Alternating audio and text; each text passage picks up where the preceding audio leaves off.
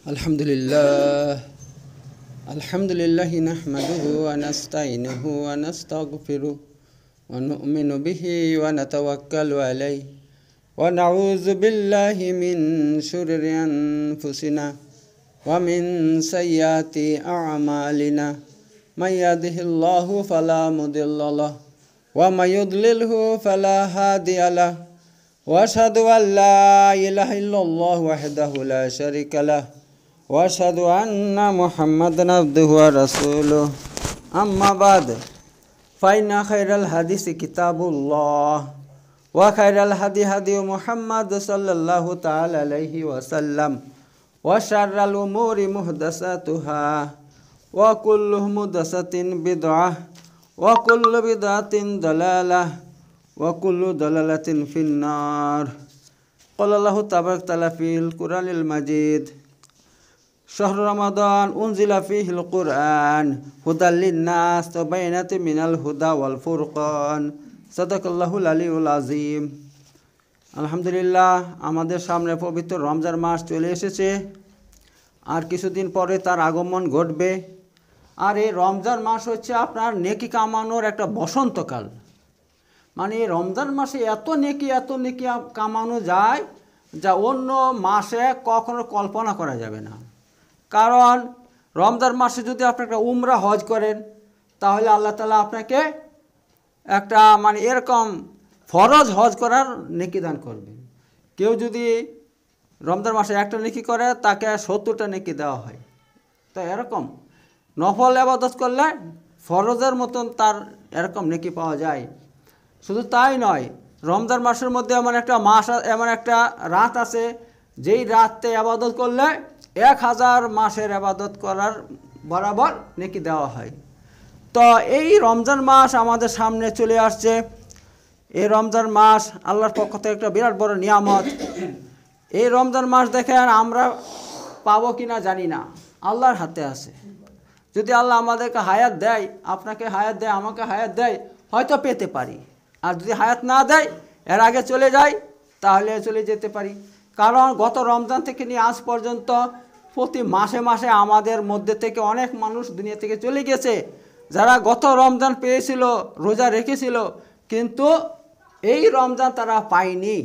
এই রমজান পাওয়ার আগেই তাদেরকে আল্লাহ তাআলা দুনিয়া থেকে উঠিয়ে নিয়েছে, তারা এই পবিত্র মাস পায়নি।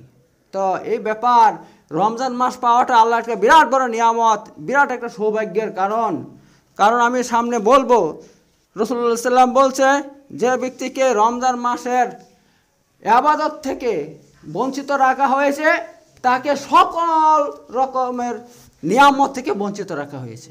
আল্লাহ রাসূল সাল্লাম হাদিসের মধ্যে বলছেন। তো রমজান মাসের ইবাদত একটা বিশাল মূল্যবান জিনিস আল্লাহর নিকট। এই মাসে যদি মানুষ আল্লাহর ইবাদত করে, আল্লাহ সেই ইবাদত কবুল করেন, হাদিসের মধ্যে এসেছে।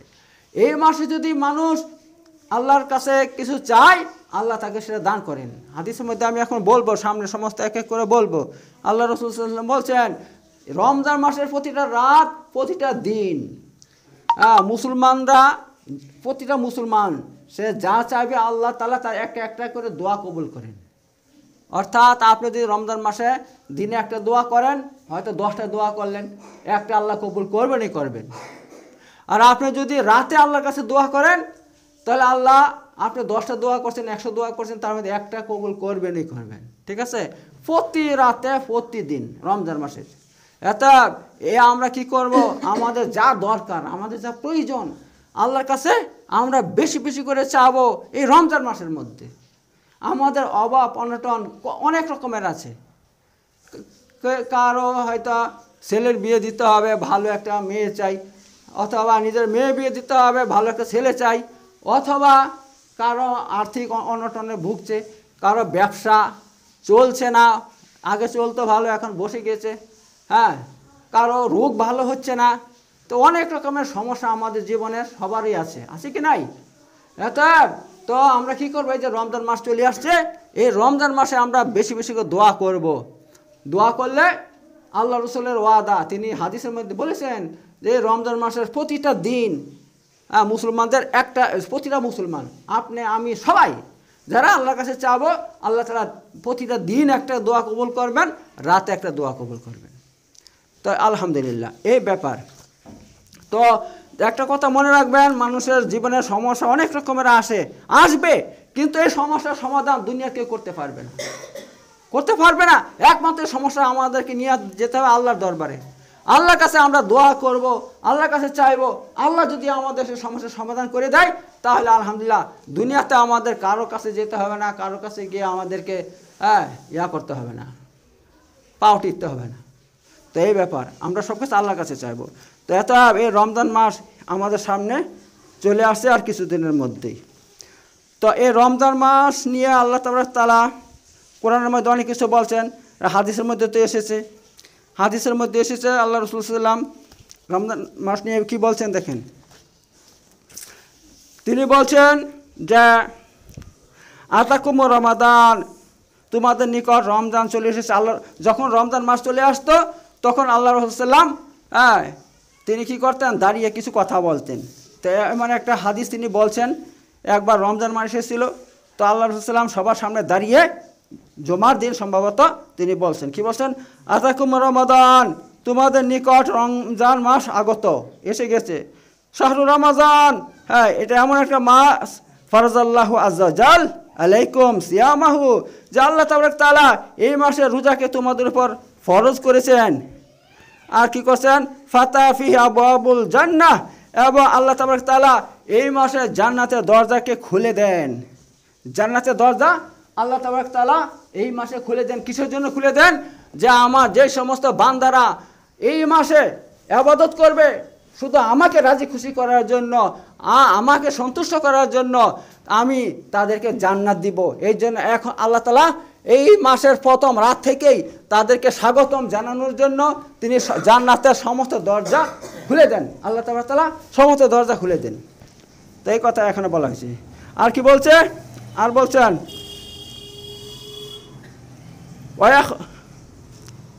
আচ্ছা, ওয়াখলু ফি আবওয়াবুল জাহিম, ওয়ায়ুগলাকু ফিহি আবওয়াবুল জাহিম, এবং জাহিম মানে জাহান্নামের আবওয়াব মানে দরজাগুলোকে বন্ধ করে দেন আল্লাহ তাআলা। ঠিক আছে, আল্লাহ তাআলা এই মাসে জাহান্নামের সমস্ত দরজা বন্ধ করে দেন।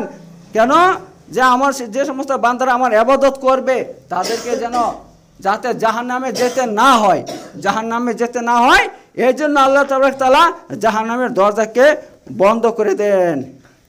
আর কি বলছেন, তুগাল্লু ফিহি মারাদাতু শায়াতিন, এবং আল্লাহ তাআলা মারাদাতু শায়াতিন সমস্ত বড় বড় শয়তানদেরকে কি করে দেন, তাদেরকে শিকল দিয়ে এভাবে বন্দি করে দেন।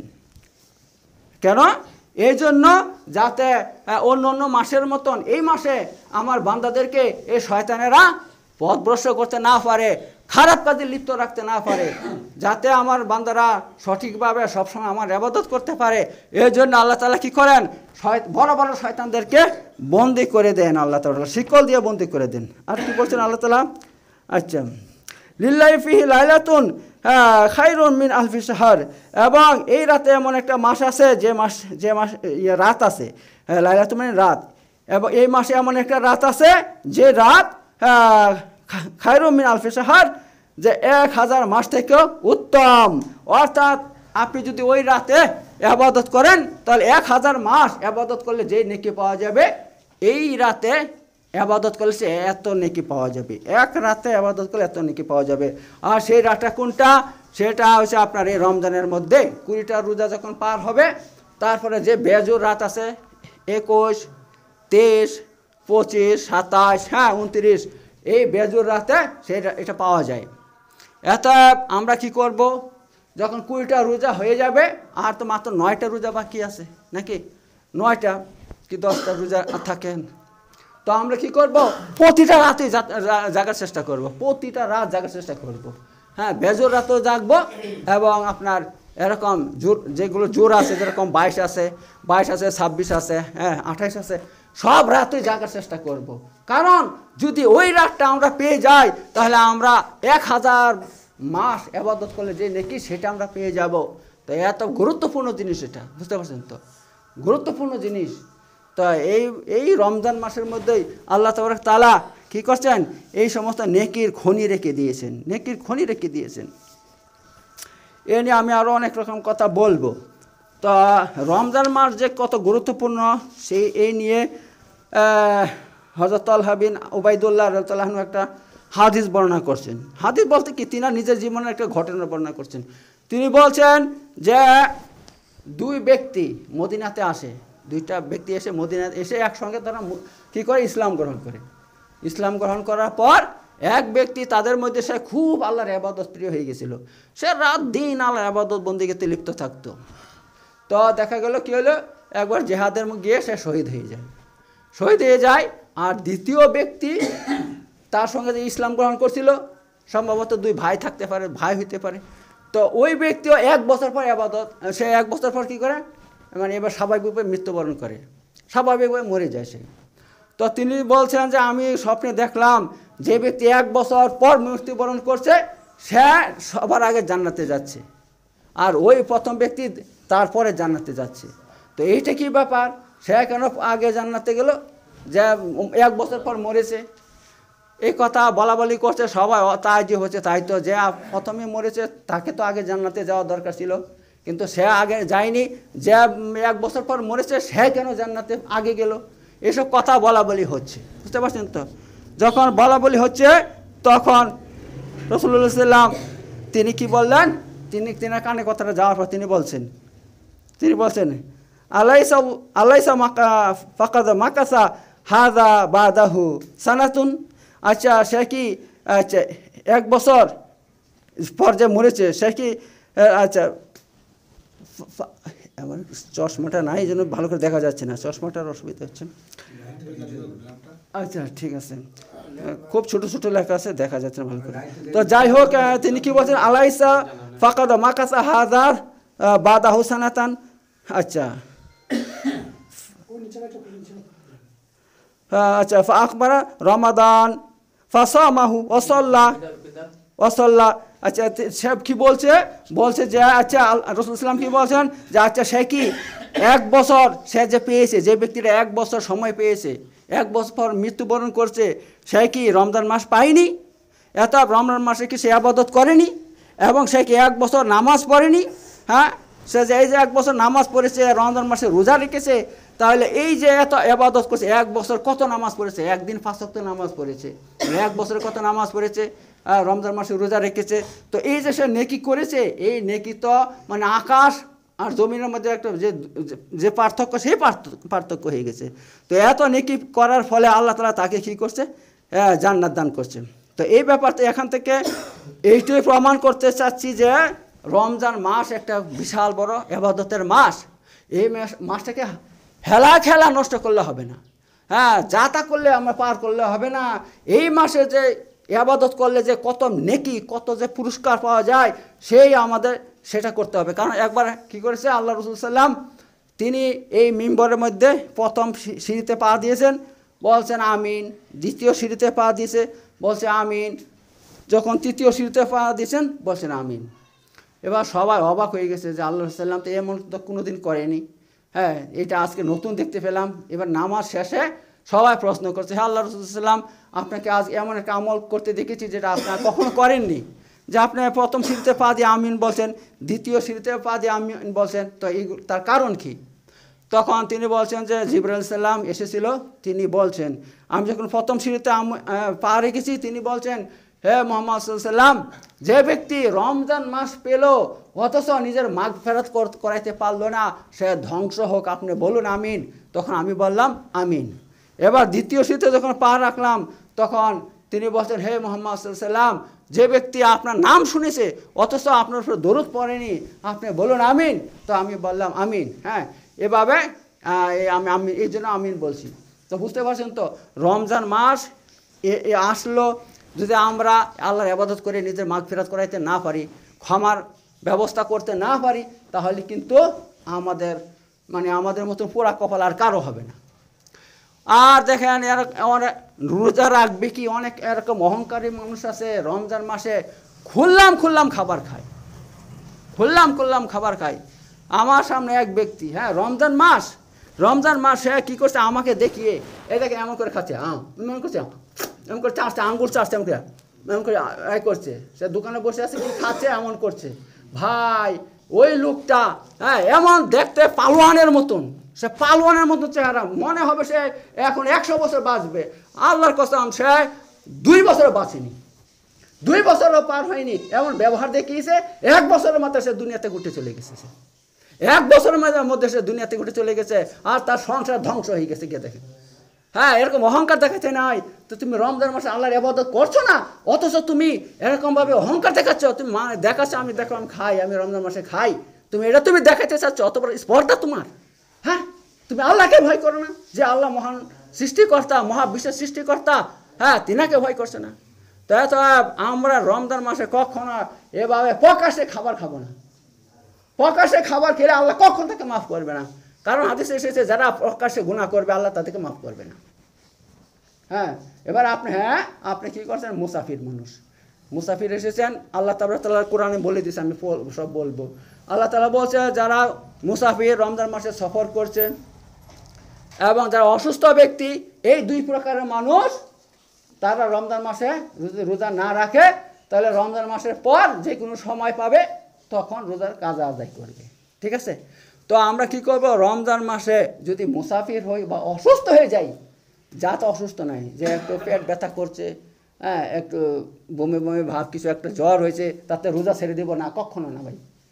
এমন অসুস্থ যে ডাক্তার যদি বলে যে তুমি যদি রোজা রাখো তো তোমার ক্ষতি হবে, তবে আমরা রোজা কি করব, তো রোজা তখন আমরা ছাড়তে পারি, এর আগে ছাড়তে পারবো না। আর সবচেয়ে বড় কথা হইলো কি, সবচেয়ে বড় কথা ভাই বলে দিই, সেটা হচ্ছে এই, আরে ভাই অসুস্থ কে করে? অসুস্থ কে করে? আল্লাহ করে, আল্লাহ অসুস্থ করে।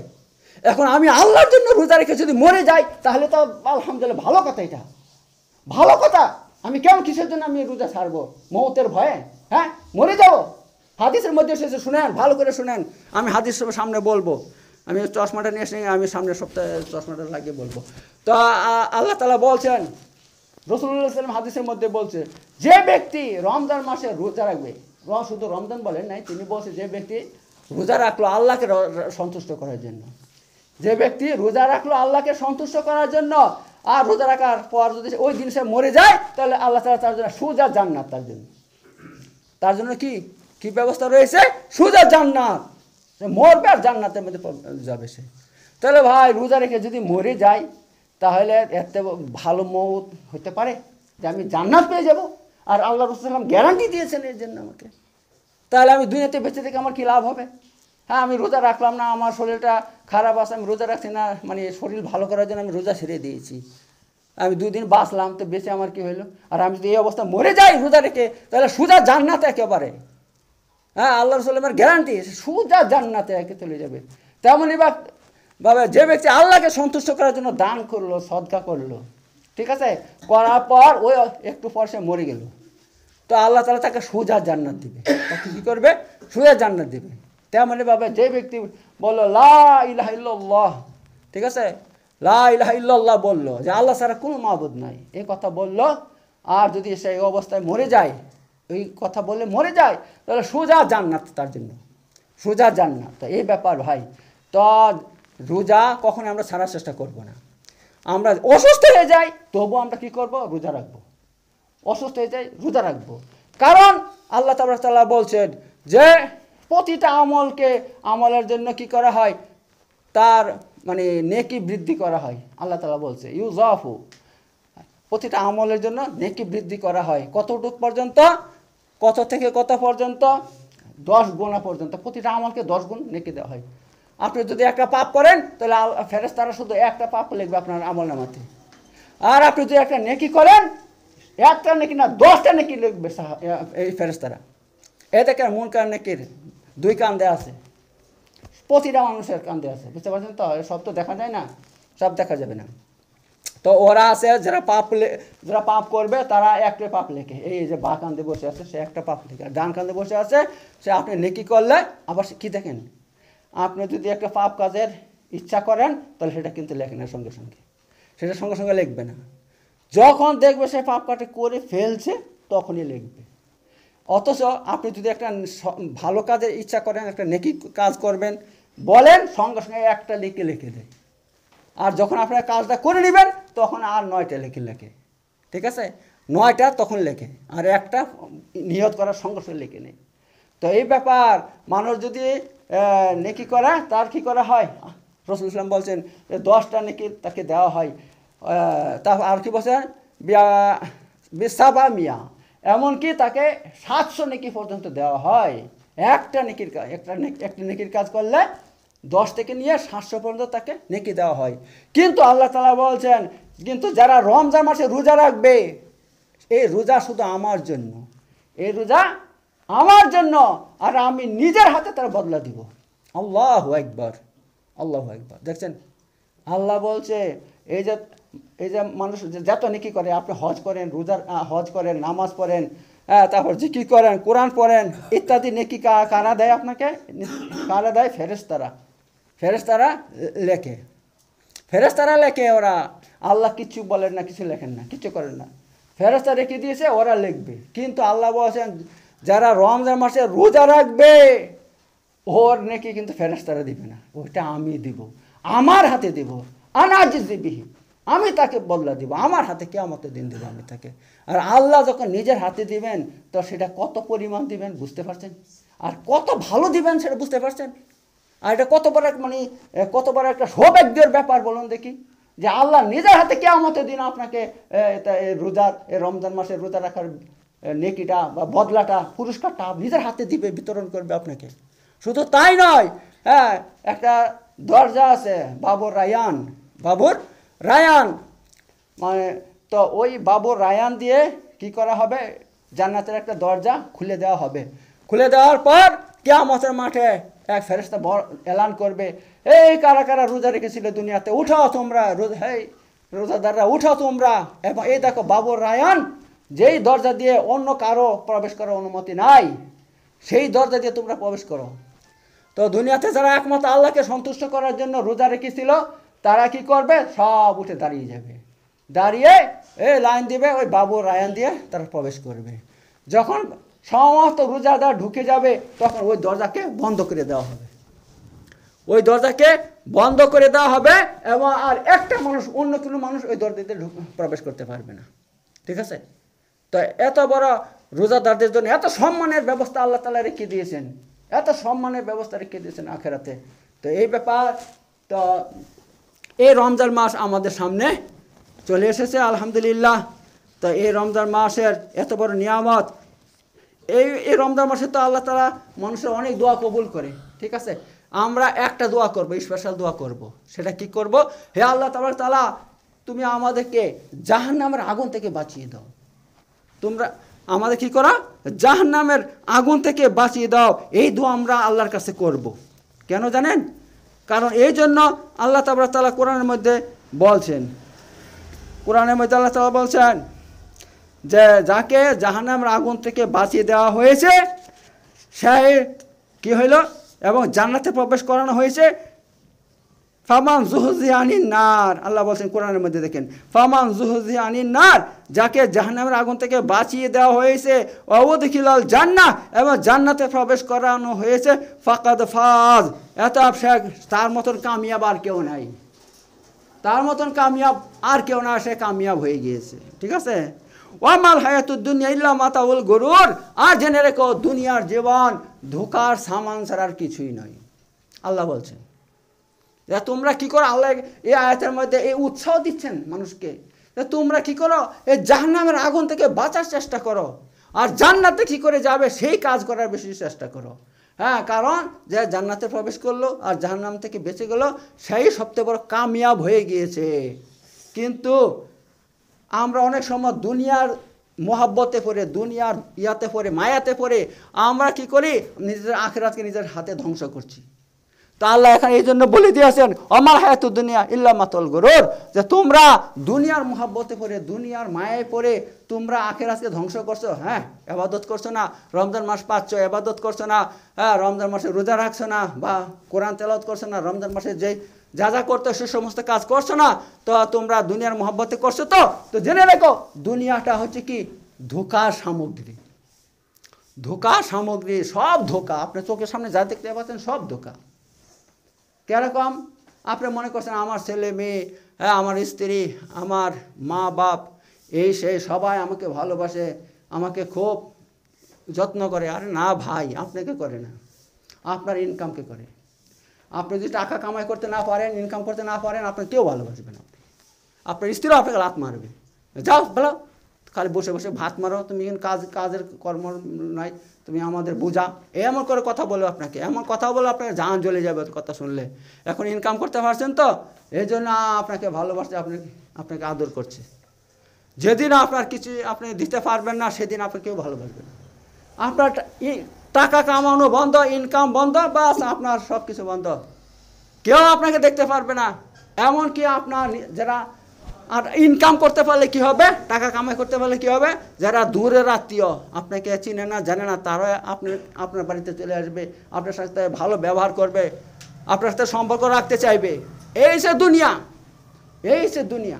হ্যাঁ, এখানে অন্য কিছু না। দুনিয়ার মহাব্বতে পড়ে আপনার মানে এবার ডুবে গেলে হবে না। আমাদের সব সময় কী করতে হবে, এবার আল্লাহর ইবাদত করতে হবে। নিজের আখিরাতটা কী করে আমরা পাবো, জান্নাতে কী করে যাব, জাহান্নামের আগুন থেকে কী করে বাঁচবো, ওই চেষ্টা আমাদেরকে বেশি বেশি করতে হবে।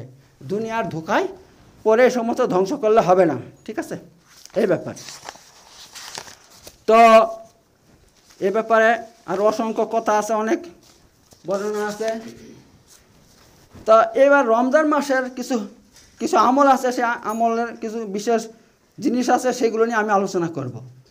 রমজান মাস, এই মাসের মধ্যে কি হয়েছে, কোরআন শরীফ অবতীর্ণ করা হয়েছে। এই যে আমরা কোরআন শরীফ হচ্ছে আল্লাহর একটা মহাগ্রন্থ, এমন সুন্দর জিনিস কোরআন, যে কোরআনের মধ্যে মানুষ দুনিয়াতে কিভাবে চলবে, কিভাবে চললে আল্লাহকে পাবে এবং আল্লাহ তাদের সন্তুষ্ট থাকবে, অনেক রকমের ঘটনা, অতীতের হাজার হাজার ঘটনা আল্লাহ কোরআনের মধ্যে বর্ণনা করছেন।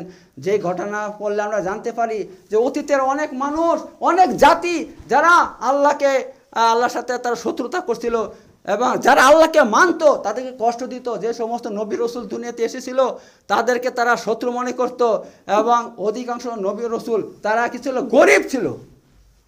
গরিব ছিল একেবারে। আর এই সমস্ত ওই জাতিগুলো ছিল মালদা, ছিল বিরাট সব ভ্রান্ত পরিবার ছিল, যার জন্য তারা অহংকার করতো এই নবী রসুলদের সঙ্গে, তাদেরকে মানতো না। তাদেরকে তুমি যদি নবী হবে, রসুলই হবে, তুমি গরিব কেন, তুমি গরিব কিসের জন্য, আল্লাহ তোমাকে কেন টাকা দেয়নি, ধন সম্পদ কেন দেয়নি, তোমার কাছে তো বড় বড় সোনার খনি থাকা দরকার, তুমি আল্লাহর পক্ষ থেকে এসেছো, তোমার কাছে টাকার খনি থাকা দরকার, আর তুমি নিজে খেতে পাও না, পড়তে পাও না, তুমি কিসের নবী রসুল। আর দেখো আমরা কত বড় লোক, ষাট বাটে থাকি, কিরকম বাড়ি ঘরে থাকি দেখো।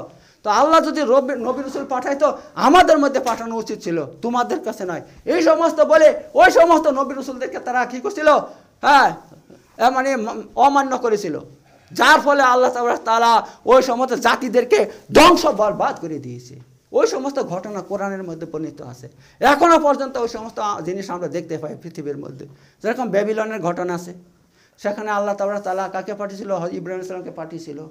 হ্যাঁ, আর তিনার যুগে যারা ছিল, নমরুদ ছিল, কত কি ছিল, ওদেরকে ধ্বংস করে দিয়েছে। এই যে হাজার হাজার ঘটনা আছে দুনিয়ার মধ্যে, এখনও সেই সমস্ত স্থাপত্যগুলো দেখতে পাই আমরা, সব ভেঙে চুরমার হয়ে যায়নি, মানুষের সঙ্গে মিশে যায়নি। তো কোরআনের মধ্যে এই সমস্ত ঘটনা, অতীতের ঘটনা, আল্লাহ যে জাতিকে ধ্বংস বরবাদ করছে, ওই সমস্ত ঘটনা এর মধ্যে লেখা আছে। তেমনইভাবে আখেরাতের কথা আল্লাহ কোরআনের মধ্যে তুলে ধরছে। আল্লাহকে মানলে, আখেরাতকে মানলে আল্লাহ তাআলা তাকে কি দিবে, জান্নাত দিবে, জাহান্নাম, সব কিছু ঘটনা কোরআনের মধ্যে পুঙ্খানুপুঙ্খভাবে আল্লাহ বর্ণনা করছে। এবং শুধু তাই নয়, কোরআনের মধ্যে আল্লাহ অসংখ্য, দুনিয়ার মধ্যে আল্লাহ তাআলা এমন নিয়ামত আল্লাহ তৈরি করছেন, যারা কত রকম ফলমূলের ঘটনা কোরআনের মধ্যে আছে। এবং দুধের কথা আল্লাহ কোরআনে তুলে সূরা নহলের মধ্যে আল্লাহ বর্ণনা করছেন, যে দেখো দুধ আপনার গায়ের পেট থেকে বের হয়, অথচ ওই গায়ের পেটের মধ্যে কি আছে, রক্ত আছে, পেশাব আছে, পায়খানা আছে, কত কি আছে, তার থেকে আলাদা করে দুধ, পিওর দুধ, সাদা, একদম দবদবে সাদা, সেই দুধ তোমাদেরকে আল্লাহ দিয়েছে। যে দুধ খেলে তোমাদের শরীরের মধ্যে কী হয়, শক্তি হয়, শরীরের মধ্যে তোমাদের বল বাড়ে, বীর্য বাড়ে, সব কিছু বাড়ে, হ্যাঁ, এবং তোমাদের চেহারা সুন্দর হয়ে যায়।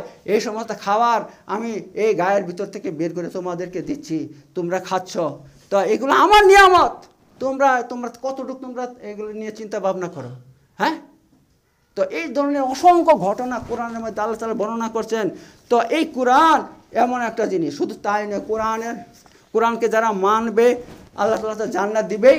কোরআন এমন জিনিস, কোরআন যদি আপনি পড়েন আল্লাহ তাআলা আপনার শারীরিক মানসিক সমস্ত রোগ পর্যন্ত দূর করে দেয়, শারীরিক মানসিক রোগ দূর করে দেয়। কোরআন পড়লে ফুল দিলে কার কাছে শয়তান থাকলে সে শয়তান তার কাছ থেকে পালিয়ে যায়, আর বেশি যদি পড়া হয় না পালায় সে পুড়ে যায়। এরকম অসংখ্য ঘটনা আমার কাছে আছে, আমি চিকিৎসা করিয়ে নিয়ে আমি জানি সেগুলো।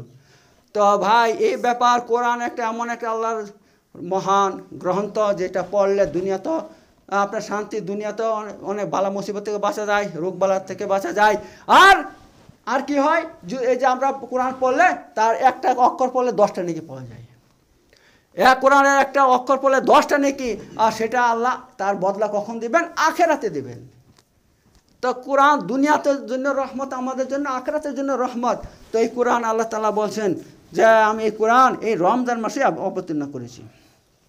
আল্লাহ তাআলা বলছেন শাহরু রমাজান আল্লাযী উনজিলা ফীহিল কুরআন, রমজান মাস এমন একটি মাস যাতে কোরআনকে অবতীর্ণ করা হয়েছে, হুদাল লিন্নাস, যেই কোরআন মানুষের হেদায়েতের কারণ। অর্থাৎ কোরআন পড়লে মানুষ হেদায়েত পাবে, কোরআন পড়লে হেদায়েত পাবে। কারণ কোরআন শুধু পড়লে হবে না, কোরআনের মানি জানতে হবে। এ সূরা বাকারা থেকে নিয়ে আপনি পড়তে লাগেন পড়বেন, এমন ঘটনা আছে না, আল্লাহু আকবার। ওই ঘটনা যে আপনি মানি জানেন, আপনি প্রতিটা অক্ষরের মানি জানেন আর পড়েন, আল্লাহু আকবার, আপনি একেবারে আপনি হেদায়েতের পাক্কা হেদায়েত পাবেন আপনি।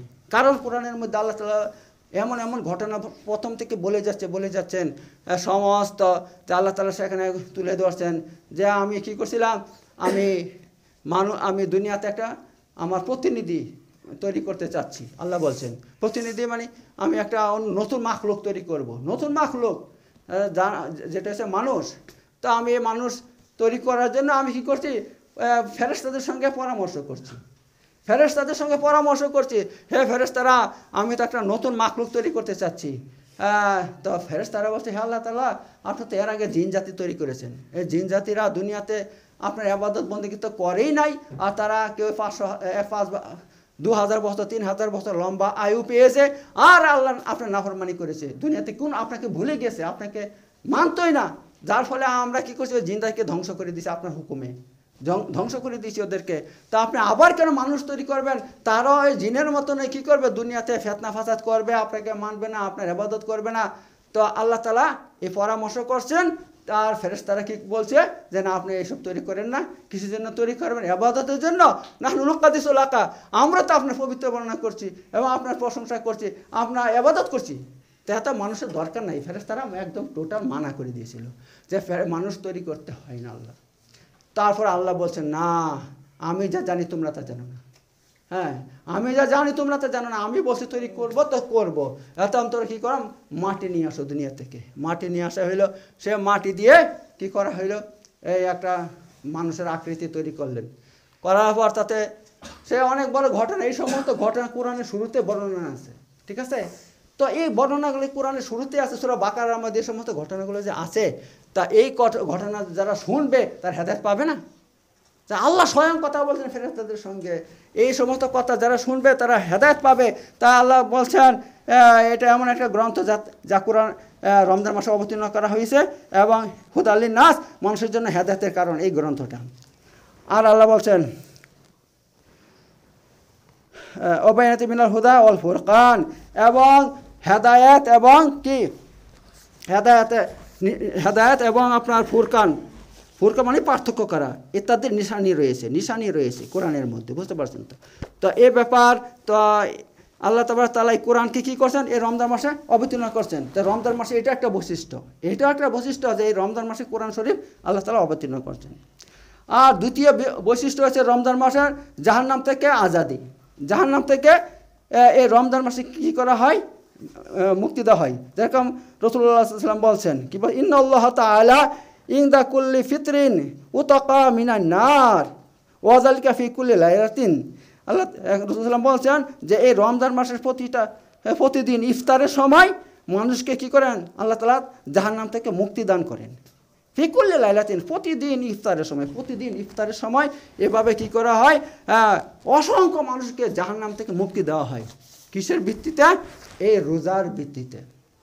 যারা অনেক পাপ করছে, দুনিয়াতে অনেক পাপ করেছে, কিন্তু রমজান মাসে একেবারে আল্লাহর ভয়ে সবসময় আল্লাহর ইবাদত করে, নামাজ পড়ে, রোজা রাখে, কোরআন তেলাওয়াত করে, আল্লাহর কাছে দোয়া করে হাত তুলে কান্না করে এবং আল্লাহর কাছে তওবা করে, হে আল্লাহ মাফ করে দাও, আমরা অনেক পাপ করেছি পিছনে। হ্যাঁ, এইরকমভাবে অনুনয় যখন করে, তখন আল্লাহ তাআলা কী করে, ইফতারের সময় আল্লাহ তাআলা বলছে, যা বান্দা, তোকে আমি জাহান্নাম থেকে মুক্তি দিলাম, জাহান্নাম থেকে কী করলাম, তোকে আমি মুক্তি দিলাম, যা। আল্লাহ তাআলা লিখে দেয় একেবারে যে এই ব্যক্তি জাহান্নাম থেকে মুক্তি। ওই ব্যক্তি যখন মরে তখন সে জান্নাতে যায়, জাহান্নামে আর যায় না, অথচ সে জাহান্নামে ছিল। এত পাপ করেছে যে আল্লাহ তাআলা মানে সে জাহান্নামে ছিল, তাকে দয়া করে জান্নাত দান করছে। তো এই ব্যাপার, তো রমজান মাসে এটা একটা বিরাট বড় একটা মানে বৈশিষ্ট্য যে আল্লাহ তাআলা মানে পাক্কা জাহান্নামে, যাদের জাহান্নাম একদম অবাধারিত, মরলে জাহান্নামে যাবে, তাদেরকে এই রমজান মাসে তাদের ইবাদতের কারণে আল্লাহ খুশি হয়ে তাদেরকে জাহান্নাম থেকে মুক্তি দান করেন। ঠিক আছে? তো এটা আমি বলবো আমরা যেন প্রতিদিন ইফতারির সময়, হ্যাঁ, যখন দোয়া করব, এই কথার জন্য আগে বলি, হে আল্লাহ তাআলা, তুমি আমাদেরকে জাহান্নাম থেকে মুক্তি দান করিও, হ্যাঁ, আমাদেরকেও জাহান্নামের আগুন থেকে বাঁচাও। এবং তার সঙ্গে দোয়া করব আপনার মাতা পিতার জন্য, আত্মীয় স্বজনের জন্য, এবং যারা আমাদের প্রিয় মানুষ দুনিয়াতে চলে গিয়েছে, তারাও যাতে আল্লাহ তাআলা তাদেরকেও জান্নাত দান করে, এই জন্য আমরা কী করবো, এভাবে দোয়া করবো ইনশাআল্লাহ। বারাকাল্লাহু ফিল কোরআনি ওয়া নাফা'না ইয়াকুম বিযিকরিল হাকিম ইন্নাহু তাআলা জাওয়াদুন কালিমুন মালিকুন বারুর রাউফুর রহিম।